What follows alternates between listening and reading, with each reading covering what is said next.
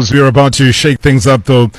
Things are about to shake up in the sports world with a game-changing announcement that's been made. The University of KwaZulu-Natal, UKZN, as well as Durban City Football Club have officially teamed up now in a trailblazing memorandum of understanding, what we call an MOU, which promises, though, to redefine the future of football in South Africa. This monumental collaboration is going to be using, cutting-edge academic innovation with the dynamic energy of professional football, thus creating a powerhouse, though, of opportunity for some of the players, students, and fans alike. And it's more than a partnership, we are told. It's a revolution in the making. So let's dive straight into this electrifying alliance that's setting the stage, though, for a bold new era in sports with Professor Percy Sepeng, the Dean of Students at UKZN. Prof, thank you so much for your time. Good evening. Yeah, good evening, Robert Marawa. How are you? You've said that so nicely. No, when somebody calls me Marawa, then I know. They know me. Yes, absolutely. Oh man, what an honor, Prof, and thank you so much indeed for allowing us to have this brief chat with you. What inspired UKZN, though, to pursue a partnership with the Durban City Football Club?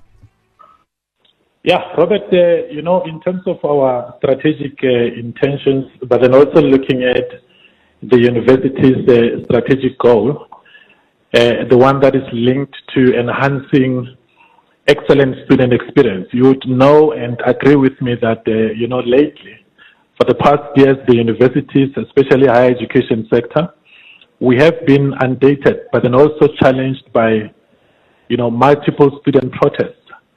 So as part of, enhancing excellent student life on campuses, but then also stabilizing the university campuses, we thought perhaps using sports as a invisible, vehicle to reach our strategic intentions that would then be, in a position to assist all of us.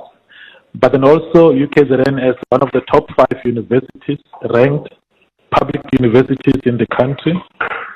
We thought that we're really not doing well insofar as sports is concerned.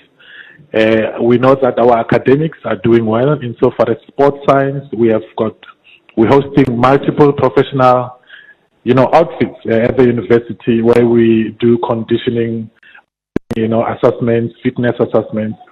And we thought a collaboration like this would really benefit not only the university but the province. Another matter is that the province doesn't have a high performance center, and this partnership will be, sort of pushing towards, beyond the boundaries, so that the university can have this high performance center that would benefit all the sporting codes, but then also sports development, from marginalized, villages and areas of KZN. Especially given that the university is one of the most transformed universities in South Africa, where we have almost 80% of our students studying through NSFAS. You can clearly see the kind of, sort of LSM or the household economics that they're coming from. So we're saying that we really want to give these young men and women an opportunity to professionalize sports within the university. And who knows, Robert, maybe in the end we might also have a PSL team coming out of the University of KwaZulu-Natal. Wow, Prof, I think that's really groundbreaking what you're saying now. When you talk about the High Performance Center, I get excited because I've seen what happened with Takis. When you talk about a team coming out and being in the professional league of the PSL, I also get excited because we've also seen Amatax and what they've done, making their way back in the years in the Nedbank Cup and then ultimately getting promotion into the professional ranks of the Premier Soccer League. So obviously you're thinking wide, you're thinking broad, but you're allowed to dream. Absolutely, Robert. And dreaming is something that I think when we signed the MOU with this football club and we see their performances, they've just won now. And then for us, it's all about also, making sure that the UKZN Sports Academy that we launched last week would also tally into, the vision and the strategic mission of Durban City Football Club. But as the university, we're saying that we also collaborating with the local government, the KwaZulu-Natal federations, multiple sporting codes. And I think in terms of development, I think University of KwaZulu-Natal has really managed to produce, top rugby players. You see our students who have joined the Sharks, our students who are really getting both, provincial as well as national colors. And we are saying that we cannot afford any longer to develop talent within KZN as a province and lose talent to other universities, as you have, correctly mentioned an example of tax. You have got Stellenbosch, you have got Northwest University. So we are saying that we must enter into competitive sports and make sure that for the next 3 to 4 years, we are counted as the most performing or one of the most performing universities in the country. In fact, we want to be ranked between 1 to 3 insofar as also preparing, but then also producing, athletes, top athletes that would, compete at world stage. So this is really, really exciting for us, Robert. Yeah, Professor just mentioned that Durban City won. They were playing this afternoon against Uppington City, and that victory of 1-0 really solidifies their position in the standings because they have been top of the table. So they move now to 45 points, which is a game ahead of Kruger United, who won 22 games with 36 points. So well done indeed. I think maybe this partnership would have spurred them on to success and driven them to where they are today. Now, when you look at these plans, Prof, are they plans to measure the success of this collaboration? If so, what are the basic metrics that are going to be used for it? Yeah, Robert, I think I missed you. You broke a bit there. I'm just saying that in terms of the plans to measure, well, sometimes you have ways of measuring the success of any collaboration. So for this collaboration, what sort of metrics are going to be used? Yeah, the memorandum of understanding is very clear, Robert. We really want to establish a collaborative framework for high-performance football development. So football development is one of those measures that we're going to measure ourselves along with the key performance indicators. But then also sports education, training, research, as well as student athlete development within our campuses will be something that will indicate to us the extent at which we are achieving our strategic objectives that we agreed upon. But then also we will be having a mutual contributions and benefits where UKZN will provide sports scholarships to deserving athletes. But then also, we targeting these players that, enter into professional football, teams coming from high school. And we are saying that we want to offer them, sort of financial literacy. We are also going to make sure that they complete their high school so that they can articulate into our programs and make sure that we protect them insofar as, discipline, but then also insofar as giving them education that would assist them.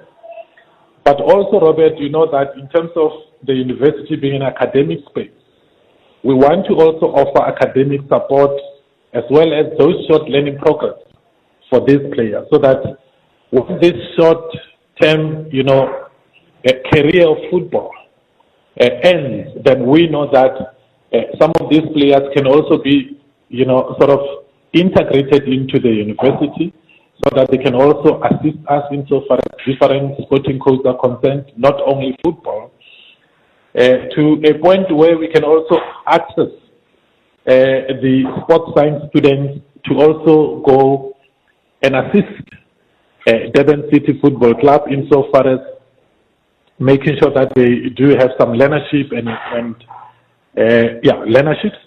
I must also, announce, Robert, that one of the coaching staff, especially the conditioning coach at Durban City, it's one of our students who studied through the university, did his master's, and then now is assisting the the football club. Wow. And it's quoted as one of the best in the country. Yes, Ron. Wow, I was going to say, with that level of learnership, surely, Durban City are gaining so much of a solid all-round individual who is academically inclined. Absolutely. And the university, I think, at another level, insofar as recruitment of talent players to study and play at the university. Durban City, being a professional, football club, will also assist us, to support our coaching, technical team for our, central team, so that high-level coaching support for University of KwaZulu-Natal football can also reach, higher heights.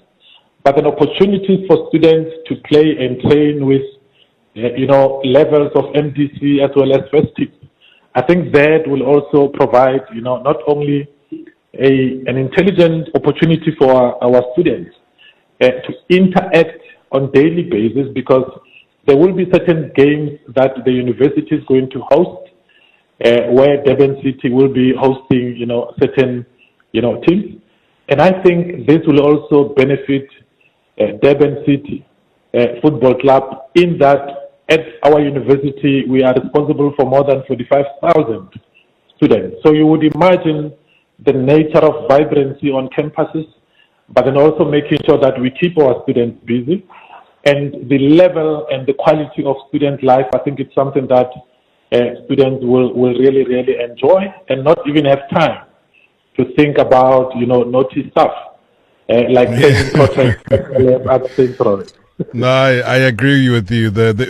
What they call idle time, Prof, is always very dangerous. And I think that what a former Maritzburg United team brought to Maritzburg back then at the Herikwala Stadium was something to marvel at. And I think the same thing can be replicated now that they've taken the form and the shape of Durban City. They can do that here in eThekwini. But just finally, Prof, and I like optics.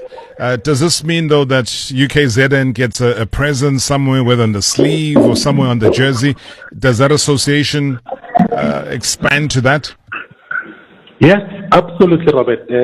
From now on, you would see that the university's badge will feature. Durban City FC club badge would also feature. We will also make sure that the university, as well as Durban City, will use similar, sporting attire.